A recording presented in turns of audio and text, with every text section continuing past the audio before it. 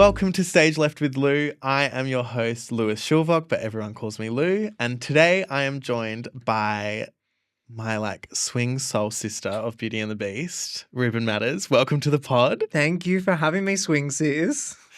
We sit next to each other in the dressing room at the moment. Yes. Not for much longer, but at the moment we do. And I feel like we are like sisters. We're like soul sisters. Yeah. It's great. I know. And obviously we did Cinderella together as well. So it's quite a journey. When did that start? 2022? Yeah. That was my first show. Crazy. That was my first show. So Ruben was on my first show with me in the ensemble, and now Ruben's been on Beauty and the Beast essentially since the start of the tour, and I've recently joined in the last few months. Feels like longer than that. You saying recently feels It's crazy weird. to me. It's I feel like weird, you've been isn't there it? forever. For a hot minute. Yeah. Anyway, let's go back before all of that. Can you tell me where the passion for performing and music and theatre kind of begun for you? Oh my God. So my mum took me to shows from when I was 2 years old. So I feel like, I don't know, it's just kind of always been something I've loved. Apparently I was that kid that didn't want to leave the theatre. I think it was literally the Wiggles that I went to. Shout out to the Wiggles. But I didn't want to leave the theatre. I was like, no, I want to stay. According to her, It's she's funny, a bit of a isn't drama it? queen though. I feel like so many people in theatre say that it was not pushed on them, but also they didn't push for it. It was just very instinctual and Oh natural. yeah. No, I was begging to do it. I was like, please, Yeah, right. let me go to dance class. Let me go to From ballet. a young lol. age. Yeah. Lol. Yeah, I was like, please, I wanted to do ballet and I loved the Tap Dogs as well. Yeah. Iconic. I had a DVD of the Tap Dogs and I was like, I want to do that. Obsessed. Yeah. So that led you to VCAS. Eventually, yeah. Eventually. Yes. You're from Melbourne. You're always from Melbourne. I'm right? from Melbourne. Yeah. And I think a lot of other people I went to dance with all went to VCAS and I was like, oh, the good people go there. Following suit. Yeah. Yeah. Yeah. But I never wanted to be a ballet dancer, but that was ballet. That was ballet. Well, and every that's day. when it was a dance stream and a Music stream. Right. Yeah. So you did the dance stream at VCAS. I did the dance stream, yes. How long were you there for? I was there for 4 years. So from year 9? No, I did year 7 to year 10. Yeah. Interesting. Yes. So a little Okay. 12-year-old that started there. Love that. And that Yeah. clearly changed everything. Well, not changed everything, but that was it. I think I when was. you knew Yeah. Even before that, I was one of those people that was like, I'm going to do this. this is it. Yeah. I mean, I also was like, I want to be a pop star. Which we'll get to. We'll get to, We'll get I'm there. sure. But yeah, that was I was very determined, very headstrong. I was like, I will be auditioning for VCAS. I want to do music theatre. I want to make music. Yeah, as much as my mum, I'm sure to this day is still like, I love that he dances. I love that he does theatre. But we love it. We love it. Okay, I'm going to read out some of these credits because there's a lot. How much There's time a we lot. got? Yeah. Well, all right. you got a big resume. So Ruben's theatre credits include, but are not limited to, Chitty Chitty Bang Bang, Showboat, Michael Raff's Hollywood Honky Tonk, Georgie Girl, Dusty, Hello Dolly, The Wizard of Oz, West Side Story, Thoroughly Modern Millie, Rock of Ages, Shrek, iconic, Cinderella, iconic, Beauty and the Beast, also iconic. Wow. Yeah. That does sound That's a like a lot. lot. That sounds like a lot when you say it like that. And when I was going to say, when you list them all, you're like, whoa, whoa, whoa, whoa. Yeah. Do you have a favourite show or a favourite contract? I feel like I have favorite moments Yeah. from different shows, Mm-hmm. but there's not one that I'm like, that was the one Yeah. that I'm obsessed with. Yeah, I loved, I thought Dusty was really fun and that just got remounted recently, that version. And that was so much fun. The choreo in that, Mikey Ralph, was just so good and it had really fun people in it. Well, that's why I ask favorite contract as well. 'Cause I feel like we look at shows and like sometimes the magic of a show can like wear off over time. But like the Yes. people that you're with are almost what make that show or the experience on that show as good as you Yeah. remember it to be. Like Shrek has some of my favorite people ever of all Yeah. time on it that are still Yeah. like my people to this day Mhm. as well. So like for that reason, I would say Shrek is one of my favorites just because of those people. Mhm. The hardest show physically though, like I don't know if I could do that again. I reckon you could take my plot though. I will when it Yeah, comes can't back. wait to see that. Happily, Peter Yeah. Pan. I will be there. Um, okay. What my next question was going to be, what was the hardest show to do? But do you think Shrek is the hardest one that you've had to do? Ooh, physically, yes. Uh huh. I think actually like Beauty and the Beast might be one Mhm. of the hardest, just because it kind of like Well, you're doing a is lot as well. You're a swing, but Ruben also covers Gaston and the Beast, so yes, you've nearly got like every male track in the show on your yes, shoulders. yeah. So I feel like it's kind of like a combination of all of my skills put into one. So Yeah. like I kind of have to use everything because like There's a lot going on. there's a lot going on, and like all of these plots, are, as you know, are quite different. And then like the Beast and Gaston are also different. So yeah, and I think like also being a swing, just like navigating Mhm. that day to day. Like, for example, we have a show tonight and it's like, we're going to find out when this finishes what we're doing tonight. And it's like that, doing that for 2 years is also, I It's a think, lot. it's a lot. It's a lot. Yeah. Have you um have you found it harder because it's a long-running show? Yeah. I think, And what makes it hard because it's long? Like, do you feel like you get because I feel like so many people say they want to swing so that everything stays fresh, but I think with it staying fresh every night, there's also a level of stress.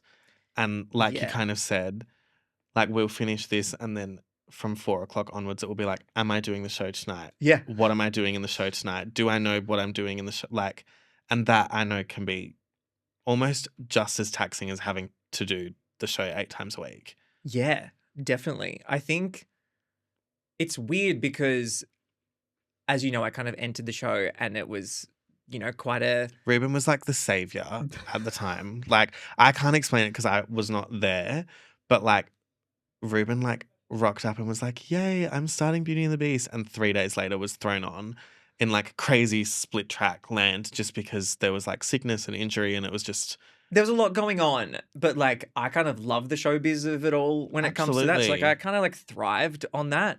But then the come down from that is like you can't maintain that level of like Mm-mm. roller coaster for 2 years. No, And like it's on not any show, not on even any just show. Beauty. Like it Yeah. is, yeah, that's the vibe. Um but yeah, I don't know. I think it is kind of harder the longer for me personally, I can only speak on my experience, but like I have found it harder the longer I've been swinging because also the show does kind of change a little bit Mm-hmm. over time, or Mm-hmm. like we've had so many different cast changes as well. It's like I still think of the show the way it was when I entered and the people who were in those plots when I entered as well. So yeah, it's a weird thing to navigate. And I've never done a show for this long ever out of all the Yeah. shows you just mentioned then. This is the one I've done the longest. Like, so that is a new challenge within itself. And also you get to a point where like, it's like with driving. You don't drive though, do you? I don't try. But you get to a point with driving where like you're like not thinking about it, but you're still driving. Yeah. It's kind of that. And you also have to like fight that because you're like, I want to be super present as well. And you Mm-hmm. and you need to be present. So it's kind of, It's challenging. yeah, That's a it's lot of challenging. challenges being thrown at once. Yeah. Yeah. And like I haven't done a big long tour. I like only joined, it was like 6 months ago. So by the time I finished my time on Beauty, I would have only been there a year. That's a good amount of time. But that's what I mean. That's a Like, good amount of but time. Beauty Yeah. will be the longest the longest tour that I've done, and I've only done a year. So Yeah. I've talked to all of these people that have done such long running stuff, and like we obviously have a few cast members that did Frozen, and that was like a 3 year extravaganza, and people Yeah. that did Aladdin, which was like another massive one. Like, and I think that sounds really challenging. Yeah. to me. And To there's some keep it people that fresh did and like, one of those into the other. Like they've really stayed in the Disney family. And I'm like, that which is is very amazing. impressive. Very But impressive. it's impressive because Yeah. it's like a long contract and a long contract and a long contract. And like, I don't know, it's not a lot of like new, fun, entertaining things for your brain doing the same thing 8 times a week for such a long amount of time Yeah. and then jumping straight into the next one Yeah. again. Yeah. That's a lot. It's a lot. My next question for you, Mm-hmm. which is a bit of a stupid question, but it's also not. Go on. What is the secret to having such a long CV? Oh, Lord. You're clearly very good at auditioning or very good at networking. And also, I should mention you're very talented, which helps a lot. But like, do you feel like you're a yes person and that's why you keep just like jumping on show to show? Is it luck? Is it like, what do you I think? think it's a bit of everything. Like, I don't know if I have like the secret ingredient. Oh, and there's no secret, Yeah. obviously. Like, I don't think it's necessarily networking. mm-hmm. I mean, sure, you get to like this industry is so small, so you get to know people, especially like Australian creatives. Like, you get to know kind of people over time, and maybe you end up working together again. I think I would say, like, especially early days, I was very yes and, Yeah. but and you obviously want to continue to be yes and, like, that's what makes you employable, I guess. I haven't necessarily said yes to everything. I still like want it to feel like the right thing Mm-hmm. to do. I think if I were to say one thing, it would be like I try to never stop learning though. Yeah. Like Beauty and the Beast, I think, has like taught me the most from any show I've done. And that's the most recent one. Mm-hmm. So it's like I'm still learning so much. And now from here, I'm like, oh, now I feel equipped to do the next thing because I've got to learn so much on this. So maybe it's that. Maybe it's just like every single job has kind of led me to the next one, especially not like going to like a big institution like WAPA or VCA or the Con. I Mm-hmm. feel like my training, I mean, obviously I did go to VCAS, but that was much more focused in like dance. I feel like my training has kind of been on the job, Yeah. but that's also what makes me like it too. Like I love learning on the job and Yeah. like learning new skills. Like that's fun to me. I agree. I Yeah. think that's great. And like, I trained as a dancer first and then kind of like landed in Cinderella somehow. I and mean, not somehow, no, but but like I didn't really know what a swing was until I joined a professional musical because I didn't go to a musical theatre school that yeah, like taught that. And like yeah. I didn't know how to cover, I didn't know how to stand on stage and say a line because I'd never had to do that. If you wanted me to do 4 pirouettes, I can give Oh, it to you on the please, you left could or the do, yeah, right. you could do Like, more than 4, but please. do you know what I mean though? Like, Yeah. so I get it. It's like, it's a different way of training. And then I think it leaves a lot of room for growth on the Yeah. job while still obviously like delivering all the talent that you've got to give. But I get that. Yeah. And then like what you said about auditions, it's like I think also like learning, and this is not always the case, but like learning to love auditioning or like taking it as an opportunity That's to be hard. like, I'm gonna show off. Like Yeah. not in like necessarily like I'm being like cocky way, but just like it's an opportunity to perform Yeah. and trying to like twist that Mm-hmm. to actually enjoy the process. Well, it is all a mental game, these Yeah. auditions. Oh Like, my God. Yeah. and some shows I go in for, I like hate the idea of auditioning for, or I don't like that creative, or I don't like how that person at the front desk made me feel, or I don't like the person that was in before me, and now I'm all nervous. And then other auditions I walk in and I'm like, yeah. Like when I went in for West Side Story, I was like, yeah. This I is love mine. the material. I Yeah. love the people in the room. I love the boys that I'm standing next to. And like, I left that day being like, absolutely. But I'm like, oh, I delivered because it was like all a mental game. Oh my God. Yeah. So I feel like falling in love with the process of auditioning would really, really help. Easier said than done. 100%. But yes. 100%. Yeah. But no, I love that outlook on it. Okay, the time has come. For Last year, you released your debut single, followed by your debut EP. yes. What has the process been of becoming a self-proclaimed pop star? Yes, Instagram bio. Yeah. Done my That is my Instagram research. bio. Yeah. Self-proclaimed pop star, because no one else has really called me that. But We do at Beauty. true, I feel like you do I definitely. do. Yeah. I do. I love it. If you haven't listened to Rubin's music, that should be the first thing that you do after this. Yeah, But please, please. Um, what was the process of that? Like, why? Why did that come about, and how did it come about? I mean, I always had a huge interest in music and have always loved pop music, like along with the Wiggles. I would also say like watching like video clips on like a Sunday morning was Mhm. like one of the reasons Yeah. why I wanted to work in the arts, because I Yeah. was like, oh my God, I want to do that. Yeah. But I didn't really like pay much. I kind of like focused a lot more on theater than music for a long time. And then during COVID, when there was nothing else to do, Uh-huh. I was living with two of my best friends and we started making music together for fun. And I had a lot of thoughts and feelings that I didn't know how to process. And we started making songs out of them that were like, it was basically like a coping mechanism. It was like a Yeah. way to kind of process all of these emotions. And like, I Can Walk Away was written kind of as a song that I wanted to feel. Like, I didn't actually feel that way. I didn't feel Yeah. like I could actually walk away from that situation and be like free and happy. But writing it kind of was like a way of twisting my brain to Mm-hmm. be like, Yeah. yes.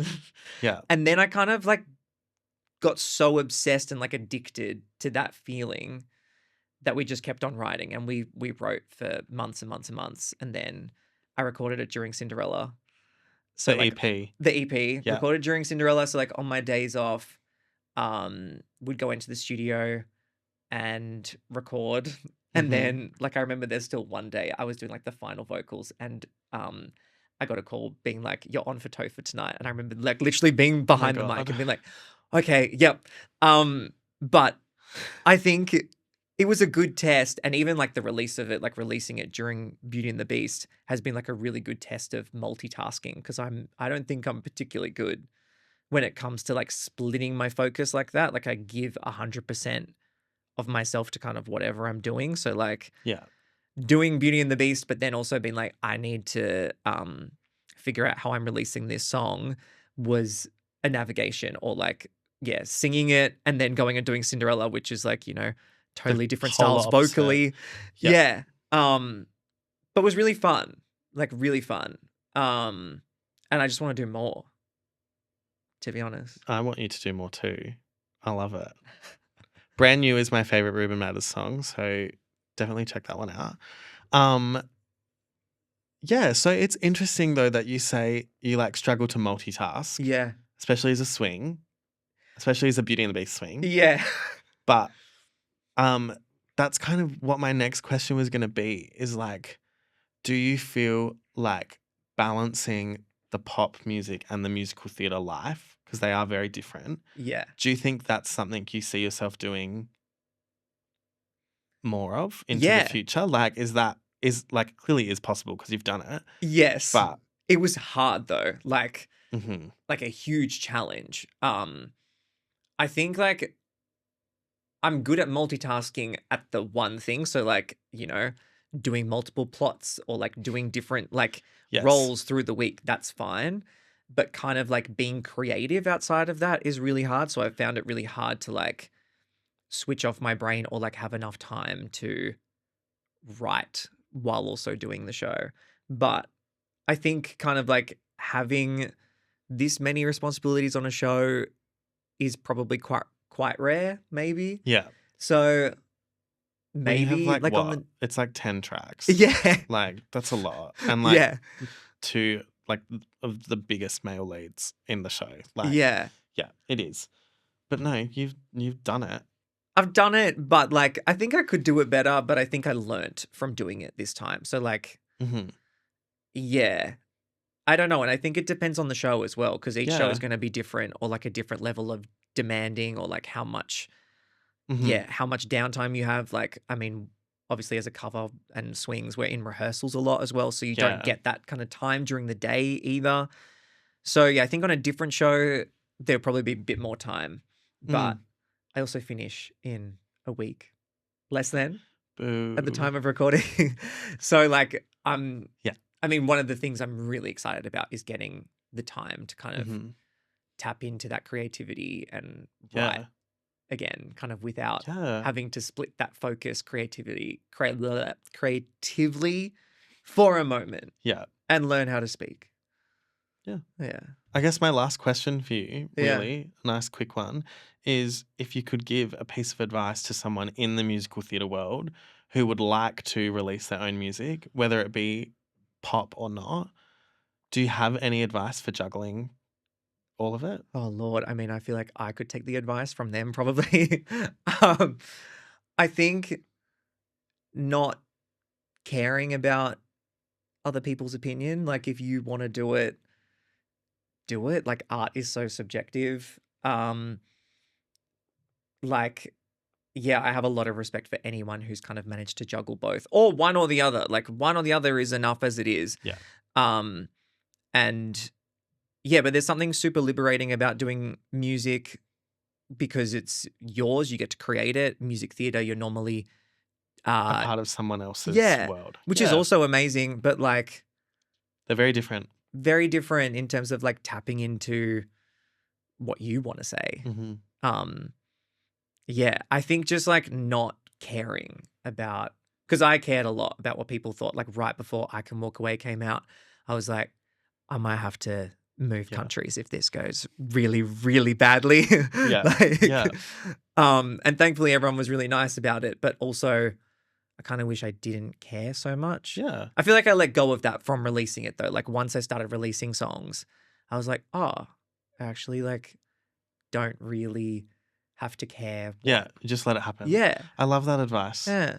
Can you tell everyone if they want to follow your journey or find your music where they can do that? Am I looking at a camera? And wherever you want to look. Wow. So many cameras. I mean, please listen to my music if you want to on all music streaming services. If you want to follow me on Spotify, that's super helpful. And you can find me on social media, Rubin Matters, RUBINMATTERS. Just one word on anything. Yeah. Perfect. Thank you for joining me today. I really appreciate it. Thanks for having me. You. I was so nervous. No, you have nothing to be nervous about. You know, you're just so intimidating. Cookie. Don't say that. I'm kidding. That's a joke. Thank you for watching this episode of Stage Left with Lew. Make sure you follow us on social media at Stage Left with Lew, and I will see you in the next one.